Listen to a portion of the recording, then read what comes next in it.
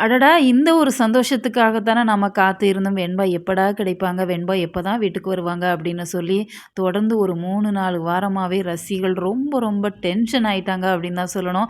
அந்த அளவுக்கு ரொம்ப ரொம்ப ஒரு லாங் ட்ராக்கா கொண்டு போயிட்டாங்க. இவ்ளோ லாங்கா கொண்டு போணும் அப்படின்னு சொல்லி என்ன அவசியம் அப்படிங்கிறதே தெரியல.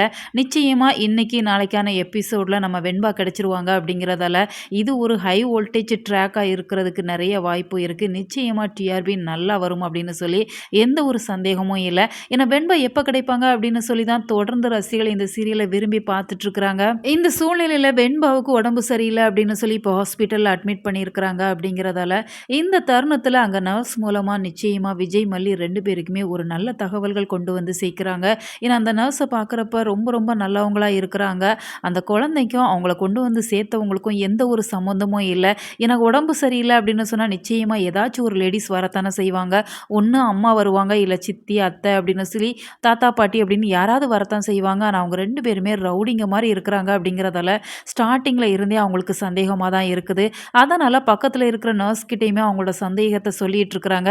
இந்த பொண்ண நான் எங்கேயோ பார்த்துருக்கிறேன். அவங்க அம்மாவ எனக்கு தெரியும் அப்படிங்கிற மாரி சொல்றப்ப தான் அவங்களுக்கு சடனா ஞாபகம் வருது அப்படிங்கிறதால, விஜய், மல்லி, வெண்பா 3 பேருமே சேர்ந்து அவங்க ஹாஸ்பிட்டல் வந்தது அவங்களுக்கு ஞாபகம் வருது அப்படிங்கிறதால, அவங்க அந்த ரெக்கார்டெல்லாம் எடுத்து பார்க்குறாங்க. மல்லியோட நம்பர் இருக்கவுமே மல்லிக்கு கால் பண்ணி சொல்லிடுறாங்க.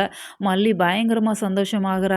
எனக்கு எவ்வளோ நாளைக்கு தான் ஒரு குழந்தைய கடத்தி வச்சிருப்பாங்க. இப்ப வெண்பா இல்லாததால வீட்டுக்குள்ள பல குழப்படிகள். விஜயுமே மல்லிய எவ்வளோ ஹர்ட் பண்ண முடியுமோ, எவ்வளோ கஷ்டப்படுத்த முடியுமோ, அவ்வளோ வேலைகள் பண்ணிட்டு இருக்கிறாங்க. அவங்களுக்கு கால் சரியா நடக்க முடியல அப்படின்னு சொன்னாலுமே, அதற்காக ஒரு மேல் நர்ஸ் வச்சிருக்கிறாங்க. அவங்களுமே சரியா கவனிக்காத ஒரு சூழ்நிலையில இப்ப மல்லி கோவப்பட்டுட்டு இருக்கிறாங்க. அப்ப கூட மல்லி மேல தான் அவங்க கோவத்த காமிக்கிறாங்க.